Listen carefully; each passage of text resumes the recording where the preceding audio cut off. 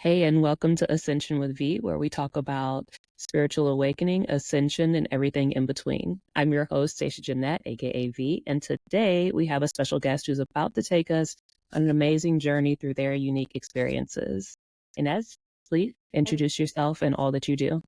Hey, thank you for having me. Thank you for giving me the space to speak about my story, to talk about my story and what I do. So I am a multidimensional healer and a channeler, a subtle energy specialist. And basically what I do is accessing the other dimensions to help my people deprogram trauma, limiting beliefs and blocks, and everything that is there preventing them from reaching their full potential. Okay. This is just in a few words because there is so much to tell about what I do. It's so rich, it's so complex, but yeah, it's just a few words for now. Okay, so now when you say multidimensional healing, for people who don't know, what does exactly that mean? What does that look like when you are doing this type of work? Mm-hmm. Well, look like it's just basically depends if you are in person, the person is just laying in front of me, and if we are in online setting, we are just like we are doing me and you now talking. So this is what looks like, but actually there is a lot happening because well, let's start from the beginning. What does it mean, multidimensional healing? So we are multidimensional beings, Correct.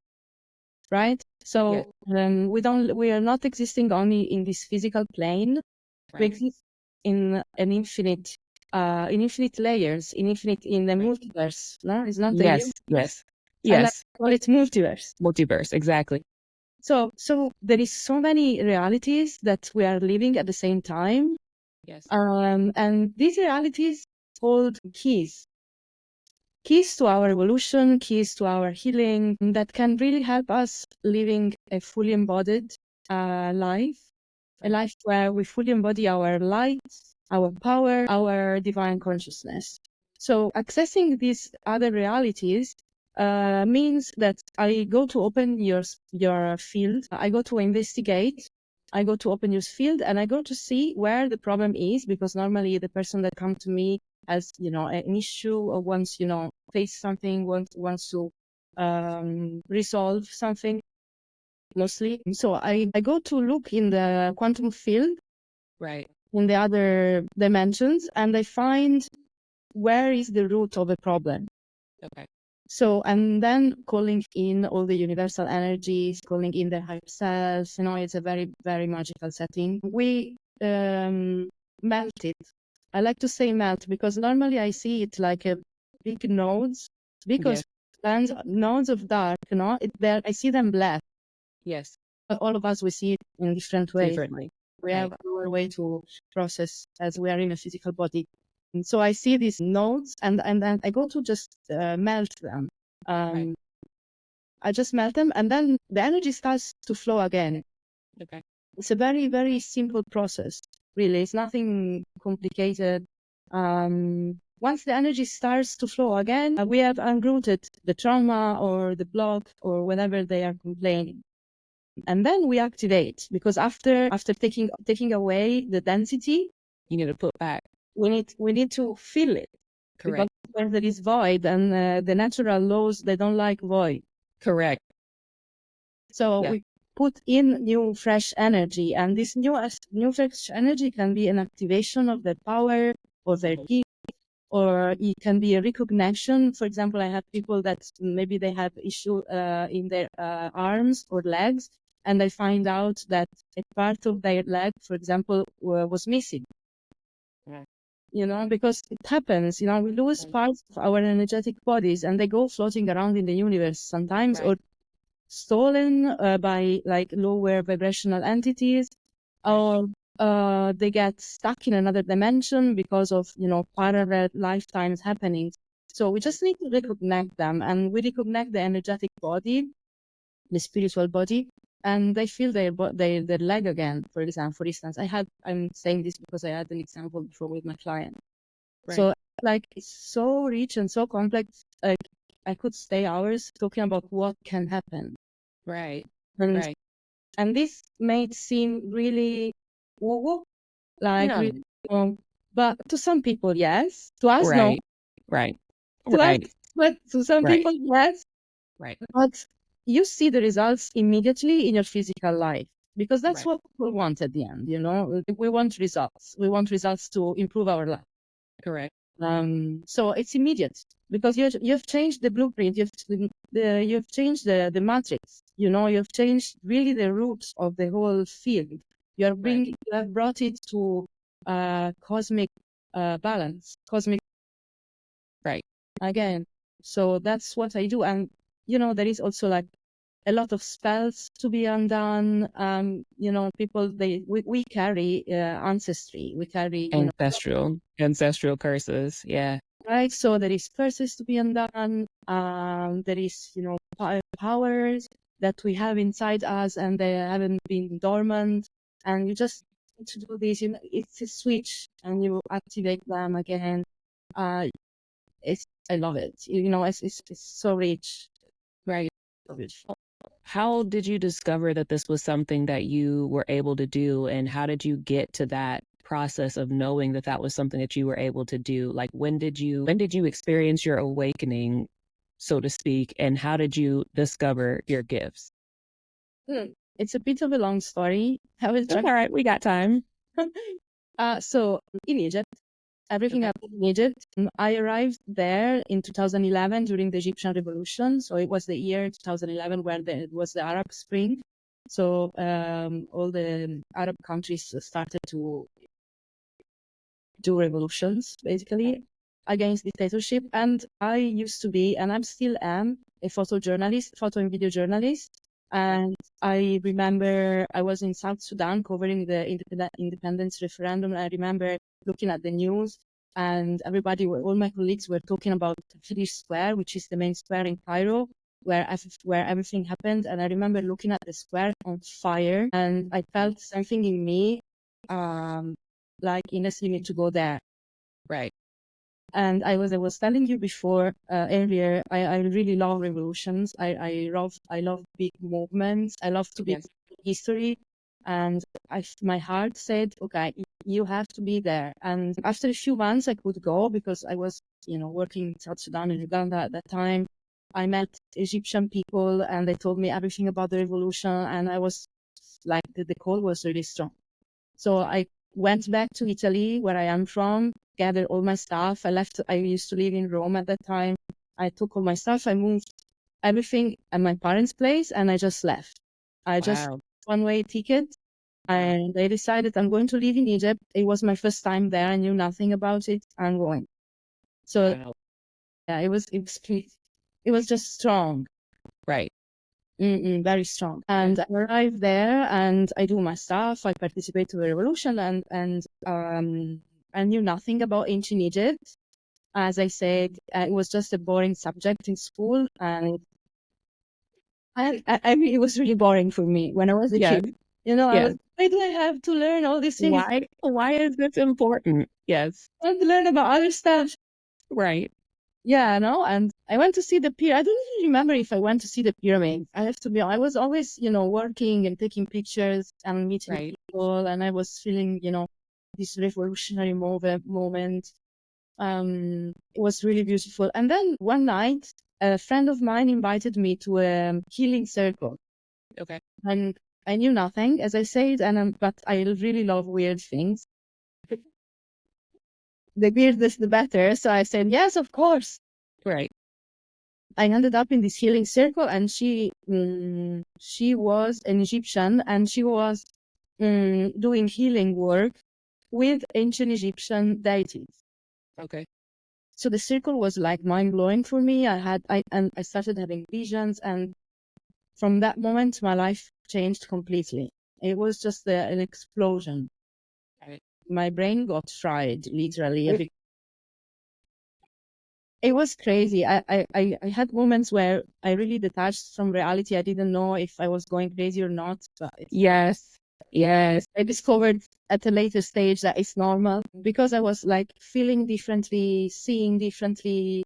Yes. It's like I remember now. I remember one day I was laying on my bed crying, and my skin was literally on fire, and I was so scared. Yes. It was like itching, and I was like, what is going on? Yes, the itching, the itching. I was going on fire. I was like, no, I'm getting sick. I'm getting crazy. Yes. I'm Yes. alone here. I'm far from my family. I'm alone. Who is ever going to believe me? And like, Yes. I was crazy. Yes. But I couldn't say no. I couldn't. Right. I couldn't step back because it was so strong, and I liked it actually because Right. it's beautiful. It's beautiful to see these Yes. beautiful beings in front of you, and they talk to you, and you hear voices, and you are like, oh my God, I'm hearing voices. And Right. it was like overwhelming, Yeah. but really beautiful. And I started this really, really long healing journey for my own traumas and my own, and everything happened organically, really. I started hanging out with them in temples because I live like half an hour far from the pyramids. So I can just go and have a coffee there.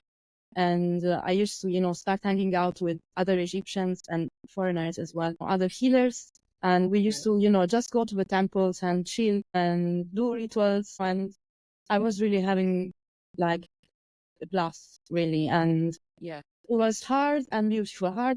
And At the everybody, same time. yeah, yeah, yeah, yeah.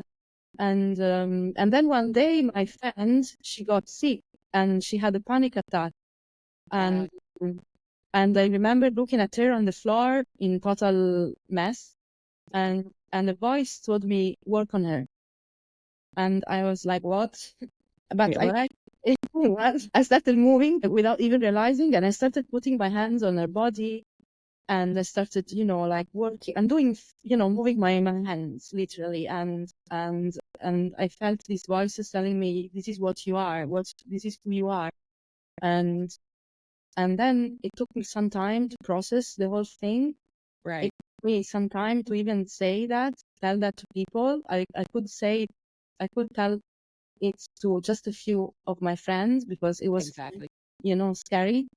Right. And then I realized, okay, I can do things, and let's see what it is. And while I was healing my body and myself, I went through chronic illness. I went through really bad depression through my whole life. I had a lot of trauma Trauma. of different things, of different kind to store it was stored in my body, it was stored in my mind, in my emotional field. So I was healing myself, and while I was healing myself, I started thinking, okay, I can do this for people. Let me try. And I was trying with my friend. We were healing each other, and we were, doing, witches stuff, rituals with herbs and stuff. And then people started asking me, please help me this, please help me here. And it was just friends and friends of friends. And everybody was like very astonished by the power of what they were experiencing with me. And that's it. And the more I was doing it, and the more I could see and feel and sense and understand, and I had people teaching me. I started traveling, meeting healers from different traditions. So not only from Egypt, but also in Bali, for example. I met a traditional Balinese healer who took me literally in his house for 2 months and trained me daily with energy work. And I went to Greece, England. So everywhere I was going, everywhere I was learning something, healing myself, learning from people. And I started putting together my own technique, which now I can say it's not a technique. I say technique to make people understand better, but it's not a technique. It's just how I work. It's just It's just how I function. It's my blue. It's the way I function every day. It's not just I do this when I'm with a client, or I do this because I'm just meditating 1 hour and then no, it's just I'm like this all the time. all the time. Right. It's just you. It's just me. And it took me so long to really understand how multidimensional we are, and how we live in a place, in a world that is really beautiful and sometimes also scary. But you have so many spirits around you. You have so many different energies. Everything is energy. everything is energy, everything is Yeah. fluid. And once you Yeah. understand that, you can live in that way. And this is something that improves your life like crazy. Because if you, for example, an empathic person, as people who have like high sensitivity, Yeah. or people who actually had to survive traumatic environments, so they had to enhance their senses to see if they were in danger. Yes. That, Yes. So, but we tend, for example, to pick up on everything, so Correct. sometimes you feel the energy or the feeling that the person beside you has, Exactly. and you don't know it's not yours, Not yours. right? Yes. You think you are depressed, you think you have anxiety, you think you're sad, and then you make it yours, and then Yes. But become, it's not. but it's not. And if just people could understand this since they are kids, we would have like so many like more aware people, Correct. Spiritually awakened. and less pain, less less trauma, less pain, Less depression. and people with more confidence. Yes. So that brings a lot of lack of confidence, like It does. it brings a lot of like lack of empowering, and we don't want that. We want Right. where people are expressing who they are, expressing their Exactly. all the magic. So that's so important. That's what I do. That's what I do. It's a re-education. I love telling people, like showing people, because like how sensitive we are in reality, because Correct. a lot of us like close it because it's really scary. It's too much. It's too right. Yeah. But closing it, you lose power. It's bad. Yeah. Exactly. It's kind of like speaking a language, use it or lose it. Like if you're not frequently speaking another language that you're learning and you don't speak it with somebody else, you lose that language. Yes, I feel like you get dulled if like Yes. it's you live like in a very like close, Close. and then you become at the mercy of dense emotions, Correct. because they are stronger, Correct. So I created this method that is called Meet Your Multidimensional Self project. It's not a method, it's a project where I re-educating people. I want to re-educate people to subtle energies, and to embrace their sensitivity. And I do also, one-on-one sessions. I do mentorship where we deprogrammed, blockages to their sensitivity, to their magic. And the more it's like you take off the dry branches. Right. Pruning. And the more you take off the dry branches, and the more you take off the density, and the more you open up to beauty, to power, to magic, to all the highest beings that are around us all the time. Yeah. So that And was, that's a huge thing that a lot of people, I think, again, most people don't even know that that's something that they need to do, but there is a huge need for that to be done, especially in our world, in the spiritual community. There's like a huge need for the things that you offer that there, exactly. Because again, you have to trim away what no longer serves. Yes. And the awareness is really important, because we don't know. Right. And we count things, and they stay on our shoulder, and after a while you don't feel it anymore. It's just with the physical. Right. You're carrying something for hours and you don't feel it anymore. And this happens for a lifetime. Can you imagine?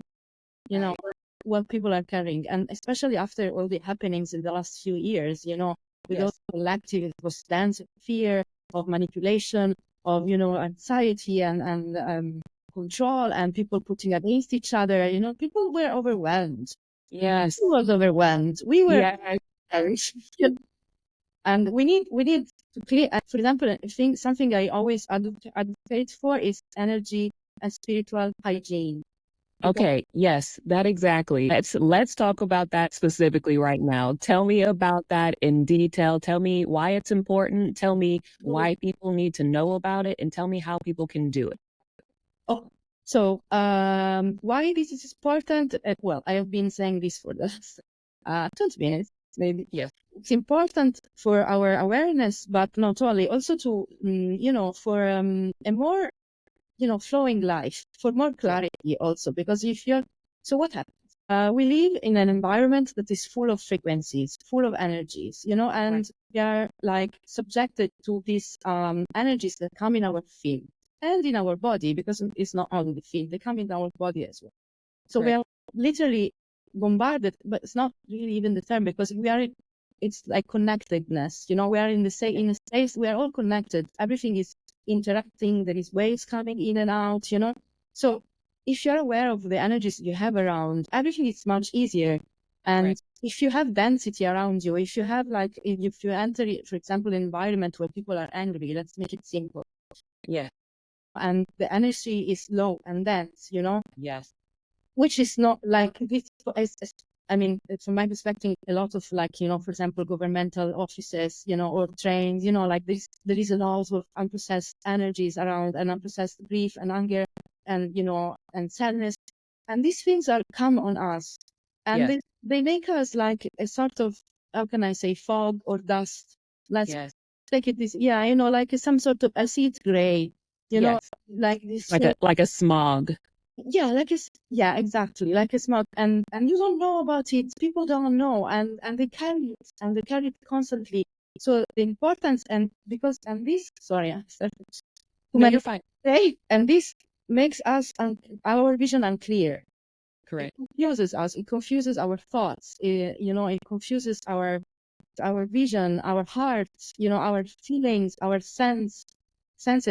So it makes us confused. It makes us, as I said earlier, sad for no reason. So people get sick, and they go to the doctor and they get meds, or or they go to they start to be intoxicated with substances to dull the senses. While it's just a matter of energy hygiene, it's a matter of cleansing. They teach us to have showers. They teach us to brush our teeth when we're kids, no? But they don't teach us to wash our energies. Our energy. It's not as important as the body. Right. This is something that should be taught in school, really. Correct. When you are a kid, really. And I would love to do that, by the way. Yes, you will. You will. Yeah. Just so you know, spoiler alert, you will. So so that's extremely important for the society as well. It's not only for the single person, for the individual. Right. It's for society, because if your energy is clean, your frequency is higher. It's higher. And this is not a new age thing. It's like physics. It's like quantum physics. Yes. The dense energy is low energy. High energy is, is fast energy, let's say. It's a wave that goes fast. So you bring your light in the place where you go, and this shifts immediately the place, and shifts immediately the atmosphere and the mood of the people. So this way, you really change society. You create a society where there is harmony. Right. Because harmony is so important. So important. Peace. There is acceptance. Because there is responsibility, self-responsibility. It's imperative at this stage of the evolution of the human being. I feel it's imperative to know that. Yes. Then it's up to the journey that the person has chosen in this earth to apply it or not, or to apply it more or not. For example, me, I do. It's an everyday thing, twice a day. Yes. Same. Because sometimes I don't do it because I feel, I'm clean, it's fine. Sometimes I feel more, Right. Other people just don't, it's not in their path. Okay, it's not a problem. Right. But at least we go around not as like charged people with a lot of energy that is like interference. Right. We go around as clean channels. Yeah. We go around as clean channels for flow, for ease. For love. Yeah. For everything, for harmony, for you walk in another way. You look at the earth in another way. Really. Yes. How do you, what's an example, or if people don't know, what's an example of keeping good energetic hygiene, and how would they do it? Okay, so there is many different layers. So there is the energetic hygiene for environments, okay, which is cleansing your home or your space of work regularly, because you clean, you normally clean the dishes. Right. You clean also the energy, and this can be done in many different ways. From the very well-known salts, like, people put like jars or, little things of salt in the corner of the house, or Right. when you feel it's needed, and this, that you develop it just connecting, because it's just a matter of wanting it. Once you put the intention in the field, then your life will show you ways to improve your senses. Right.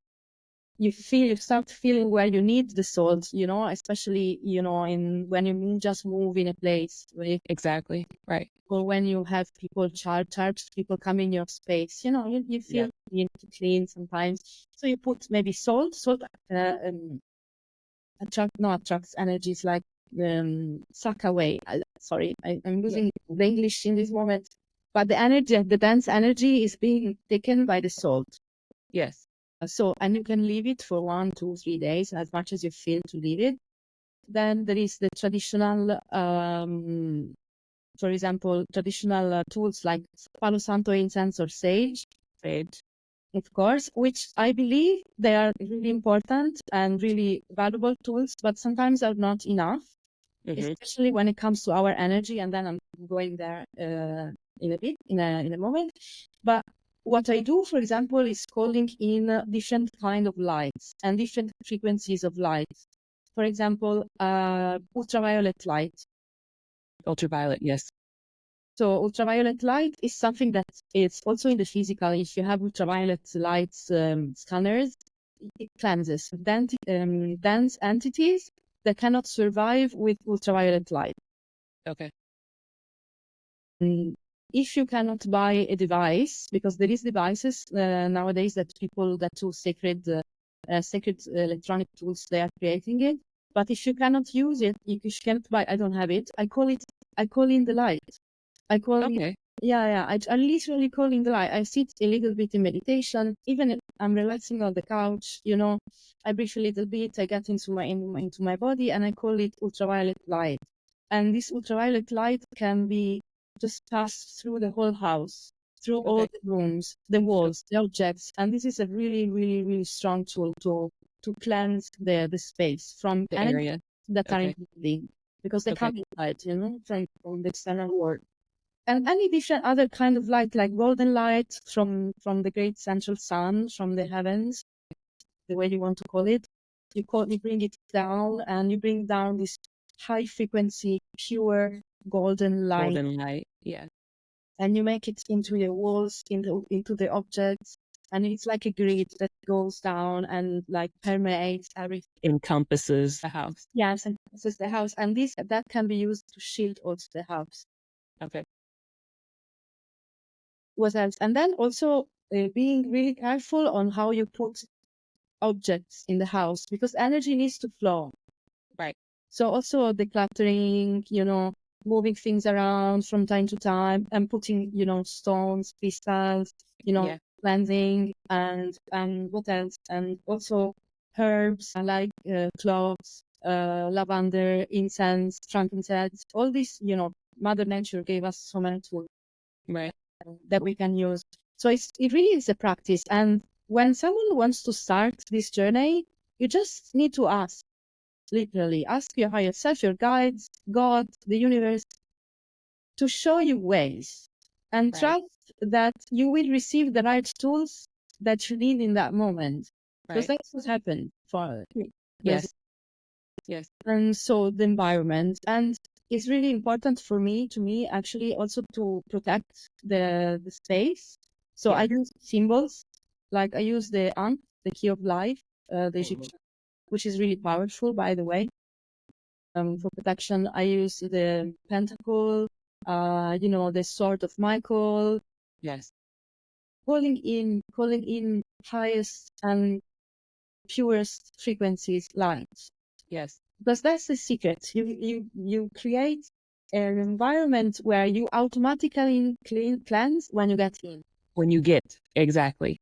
Yes. So you don't have to stay older because it doesn't have to be an obsession, you know, doesn't have to be for fear. It just happens organically. So these are little tips. And physically, physically, it's another story. It's a whole journey, really. Yeah. It's a whole journey of many different things, which is deprogramming trauma from your body. And you need other people to do that at the beginning, at least. But you can also learn and find your own tools. But I always believe that healers need healers. Yes. You know, we need each other. Yes. I have my own people that I go to. I mean, I do things by myself, yes, but having support, we are a net, you know. Yes. Having your tribe, your soul family around you that can help you in your process and your healing, and vice versa. Yeah. Very key. Supposed to do this alone. No. Never. We're not supposed to. No, not at all. Ask for support for healers that you trust and that can start deprogramming the deepest things. Because if you have density in your body, you attract more density because your frequency is low. So if your frequency is low, of course you will attract slower emotions, slower energies. But the more you heal and the more your frequency gets faster, yes, the less you attract these entities, these energies, and the less they get on you, because they love the energy of the human being parasites. These entities, they love our energy, you know, and they love free rides. So they get attached a lot. And then what else? But there is another level, which is using again lights of different frequency. For example, the golden light again can be you can breathe in golden light, and breathe out density. yes, And you do this for each of your body. So, for example, you start with the physical body. You breathe in light in your organs, in your blood, in your bones, in your head, in your eyes, in your ears. A lot of people don't pay attention to the ears. The ears are really important because words get stuck inside. correct. So you breathe in light from the universe, the light of the stars, the light of the air of Mother Earth, the light of the angels. You choose, really. You breathe it in and then you release it with a big breath out. And you imagine seeing smoke going out. And yeah, right. And you tell your consciousness of your body, I give you permission to release. Because you can imagine how much we hold it in. To hold. This is how the body is. I don't know why. I still have to understand why, but the human body likes to hold. Hold, yes. We go around with our bags.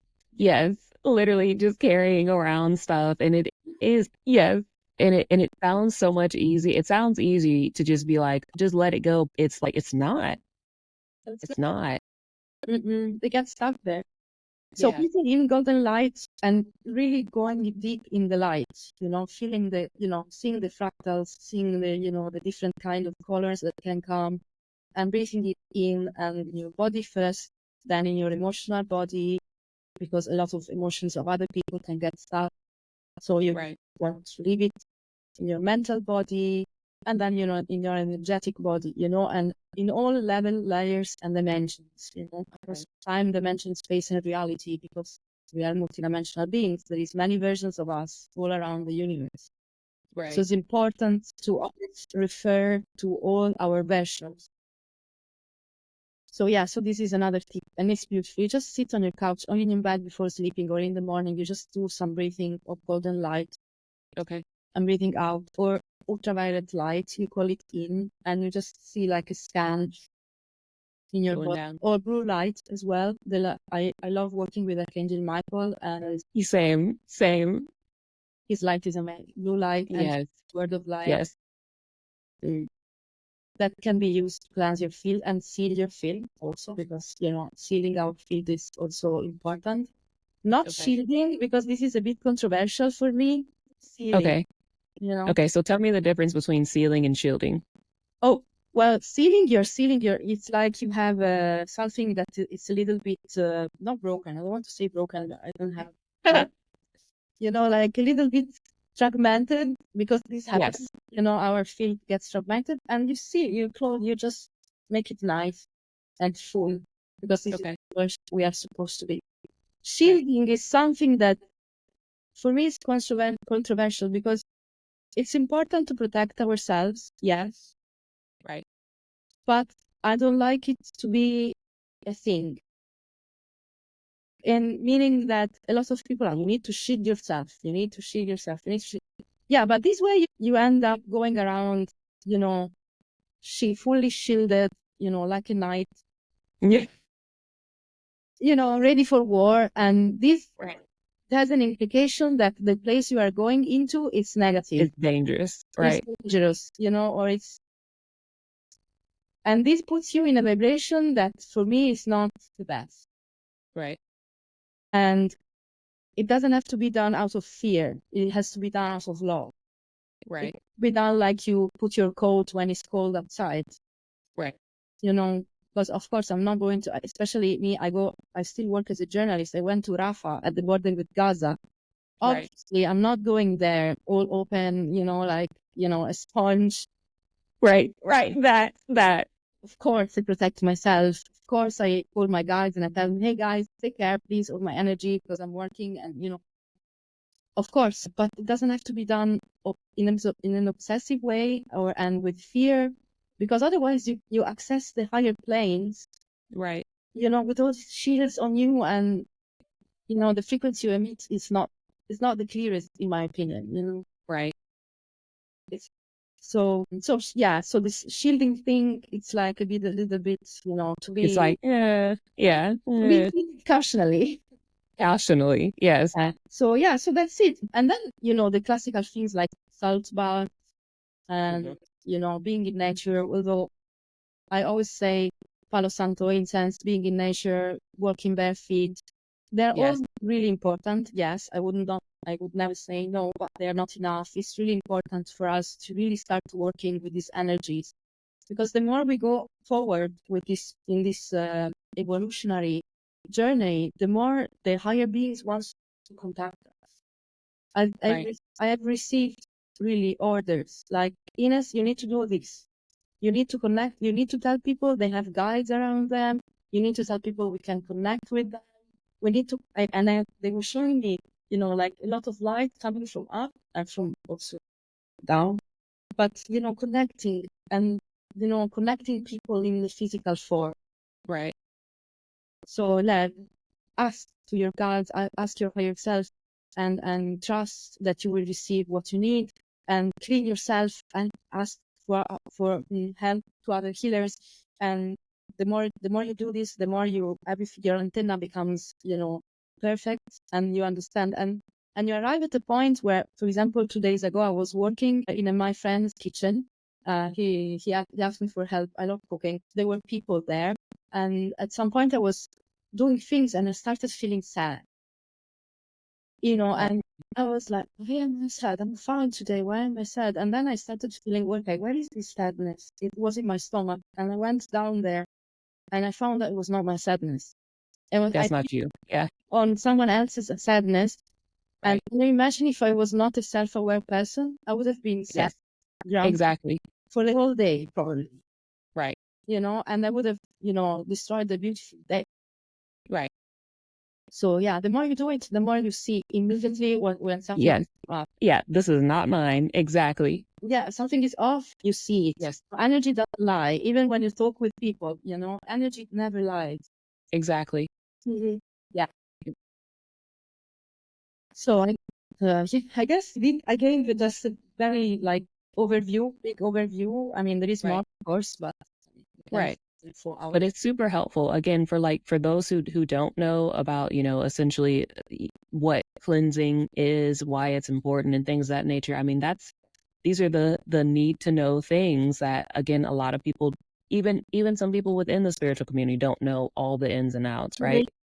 And it's very much like you said, there's a need for the healers to have healers, because we don't all have the pieces to the puzzle, and we're just, you know, putting in, oh, you know this, and oh, okay, well, I know this, and it's helpful to have that information exchange. Absolutely. So tell me, I want to kind of switch lanes for this last part of the episode, but I wanted to talk about, I know you work frequently with like the dark feminine. Yes. And so I wanted to talk about real quick, what is the dark feminine and how does it help to gain strength and courage for leadership? And also, why does the dark feminine get labeled in such a negative way? And what are some of the misconceptions that you could possibly clear up for us? Mhm. Okay, so this is another wide topic. Yes. The dark feminine, how can I say it? So the dark feminine is that part of us, of our subconscious, that hasn't been discovered yet. And it's that part of us that we haven't shed light on. So it's like something that we still have to investigate, but Right. it's there, and it Exactly. will prevent us from our full expression, or from our the feminine expression, the divine feminine expression. So it's basically, when people ask me what is the dark feminine, I see a, a big pot, like a cauldron, that is Right. there in the darkness, in the corner, and it hasn't been explored yet, but it's inside us. And Right. working with the dark feminine enables us to go there in that corner, open the cauldron, and see what's inside. Okay. What's inside can be scary because there is a lot of unprocessed emotions. Again, there is a lot of fear and rage and pain and patriarchal oppression and sexual trauma. Yeah. That women carry. Yes. So it can be scary. But the dark feminine also gives us the strength to face it and gives us the tools to face. Right. So there is the dark goddess, which is this darkness that is inside us. And be mindful, as I wrote recently on social media, darkness is not evil. We are talking about a Right. darkness that is creation, a darkness Right. that is fertility. So it's a darkness, the darkness of our womb. Right. It's the darkness of the earth, because when you plant a seed, It's in the dark. it's dark. Because if you leave Right. the seed under the sun at the beginning, it will not grow, Correct. right? So it's the darkness of the universe, because they say Yes. the universe was created from darkness, or From chaos. from chaos. I know darkness. I mean, they have many different stories. Right. I see this darkness, and then there is light, no? They say. Correct. So, this dark goddess is our mother, is our primordial mother, and it envelopes us, and it puts us in this darkness that is safe. Right. It's a place of investigation, inner investigation, and Yes. a place where you can create your life. Really, you can create your consciousness. You can create what you really want from life, what you really want from your psyche, what you really want from your feminine. Right. So it's just a place of really like peace. When I talk about it, I feel like this peace, this like introvert peace, introverted peace. And there is many different, and now we are going to the why. So why this is seen in a bad way, because there is many different dark goddesses that have been demonized by cultures through the years, through the centuries. For example, the most demonized by Catholics, Mary Magdalene. The most demonized by, again, Christians, sorry, Lilith. Right. Or Kali, which is very feared, and people don't like Kali because they perceive her as destructive, which Right. she is in some ways, but Right. she's not evil. Right. So it's a representation of this feminine power that has been demonized through the Right. through the years, and it's like being described as dangerous, as full of rage, as out of control and destructive. Right. So this work is a reclamation of our power, is a reclamation of the feminine power because even men have the feminine inside Have them. it. Exactly. And also men have the dark feminine. Right. So we do it as women. Normally I work in women's circles, but even men have it, as we have the dark masculine inside us. Exactly. So like normally the collective consciousness perceive these goddesses, these deities, as really scary and really dangerous and evil, but they are not. They are not at all. They are just fierce, and they're just, fearless. And in the case, for example, of Sekhmet, who is beside me here, Yes. she wanted to be seen because she's one of the energies that worked for longer. And Sekhmet, She knew I was going to ask about this. She knew. see, I didn't, but she did. So Sekhmet is the Egyptian natter, because she's like the gods and goddesses of Egypt. They are actually natters, which is forces of nature, forces of the universe. She was used by pharaohs. Her head was used by pharaohs on during war, to scare, to frighten their enemies. So they say the traditional archaeology say that she is the goddess of war and destruction, and she's really scary. She has like names like she who dances with blood, which is a beautiful name in my opinion, but still, and she's really feared because why? Because she destroys. Right. Sweet at all. She has fire. She's like, she can be scary if your heart is not clean, Correct. Right. Yes, and that's what they used to say, the ancient Egyptians, and then if your heart is not clean and you meet Sekhmet, you're not so good. Right. But she's so loving at the same time, and for the people who work with her in integrity, she just take off what people don't need anymore. Yeah. She just deletes, and she makes blank page, and she creates fertile ground for us to build on another, in another way, in a strongest way, with new foundations. So, and this is the case also of Kali. They say, she's full of rage, she destroys. When I go to India, there is just a few temples, Kali temples, and people and Indians are scared sometimes. And when I say I love Kali, and they were like, it's they're feared, because they shed light in parts of the feminine, of the collective feminine as well, that have been suppressed because they didn't like it, because they are uncontrollable, they are powerful, and that's what they don't want us to be, Exactly. and powerful. That and it would you say that they've gotten this label because the insecurity around having strong, powerful women and goddesses in general, it's just something that the general, and I hate to say it this way, the general male populace, I mean, even back then, were not ready to accept. That was not something that they were a fan of. I agree with you. It's not about men only, it's about system. His system, exactly. It's more, I don't want to, demonize men. No. Patriarchy hurts women, but hurts men as well. Exactly. So it's more about the system, it's more about, religions and the oppression, governments, and the oppression, because the feminine power is being oppressed in women, but it's being oppressed in men as well. And exactly. It's in nature as well, Exactly. It's a cosmic movement. Yes.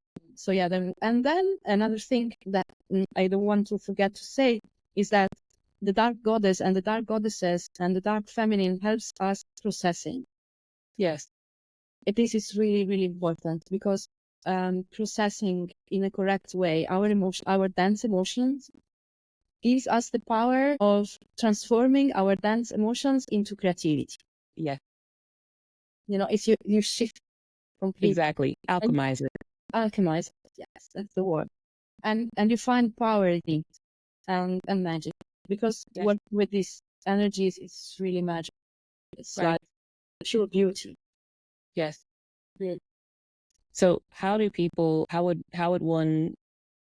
work with or balance their dark and light aspect?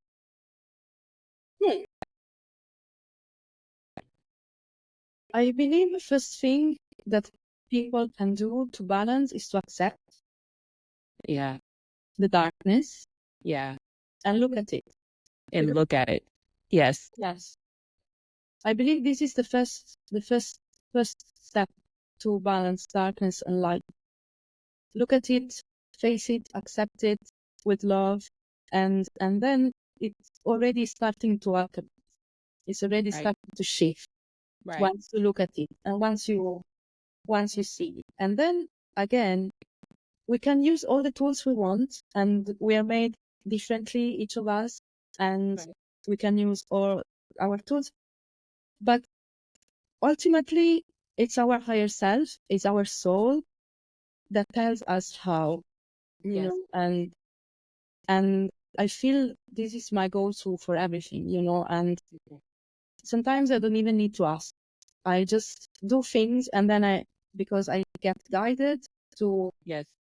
dance. Yeah, exactly. Easy. It's really easy. You don't need to do like really complicated rituals. No, sometimes No. move the body and dance, and you alchemize. And here it is, your darkness that's just coming out and Yes. and starts flowing, and Yes. then pulling in light to fill Yes. it. And it's a balance. And without darkness, there is no light. Correct. So it's a game of balance. Balance. Mm. Yes. It's And a I think that's something also that, again, even like I work with a lot of men frequently, that it's scary to them to accept, as you were mentioning earlier, to accept their sensitivity, their ability to feel. And so they overly close it off, yes. and like overly close it off. And then I think you also mentioned, they have that dark masculine aspect where it's just like trying to be like almost Yes. overly masculine, where it's like, I feel nothing, and Mhm. it's just it's a thing that I've had to frequently say, where it's okay to have emotions. It's okay to be able to feel, and you have to have both of those things. You have to have both your dark and your light. Like you have to honor those things. And it's super important, as you said, to have that balance of both the light and the dark aspects. Yes. And while you were talking, came me to say, like, beware of people that never get angry, like the spiritual people that, like, refrain. We're humans, that Right. we go through our healing process, but we're still humans. We still get angry. We still, we still have pain. I mean, it's impossible, in my opinion, not impossible, but, very demanding of us to arrive and I don't want to be angry anymore. No, you will be. You will be. Yes.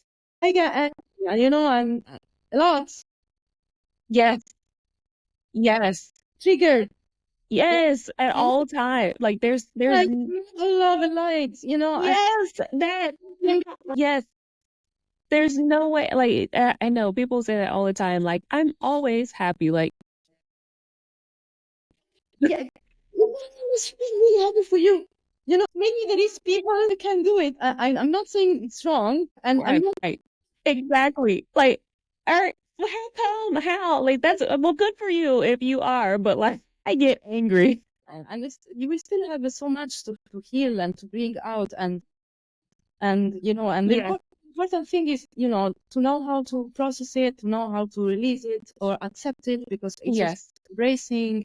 It's not only about deprogramming, it's about embracing as well. Yes.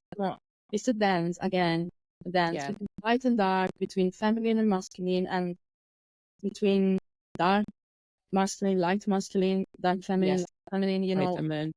It's full of beautiful flow of things. Yes. And one thing that's really important, I feel, to say, I'm not saying this that darkness is not evil. I'm not bypassing at all the Correct. evil, because That's there. it's there. Right. The spiritual warfare, in my perception and in my reality, is true. It's real. It's very real. You know, and there is dark entities, what we call dark entities. That's, you know, and they are doing things, you know, keep humanity, you know, Suppressed. and but this is another kind, you know, Correct. kind of darkness, because I don't want people say that I'm denying, you know, Yeah, right. You're right. because unfortunately it's still very much out there. A thing. Right. Yeah. Yeah. Well, this has been amazing. If you don't have anything else, this was amazing. And I think it was something that shed a whole lot of light on some really important topics and a lot of questions that I think even people within the spiritual community had and may not have known. And you've provided a lot of those puzzle pieces to this grander, bigger puzzle that we're, you know, within the spiritual world and especially in the world in general. So I want to thank you for coming here, sharing your energy, sharing your knowledge, your wisdom, and your gifts with us. And Sekhmet, thank you for showing up and being there as well. And all the things. If there anything else that you want to add? No, I just want to thank you. I'm really happy we connected. I'm really happy having this conversation. Thank you for giving me the space. Really, I love talking about these things. Of course. Really happy it was useful. Yes, same as well. Good. Thank you. All right. Thank you. Take care, and I'll see you next time. Bye-bye.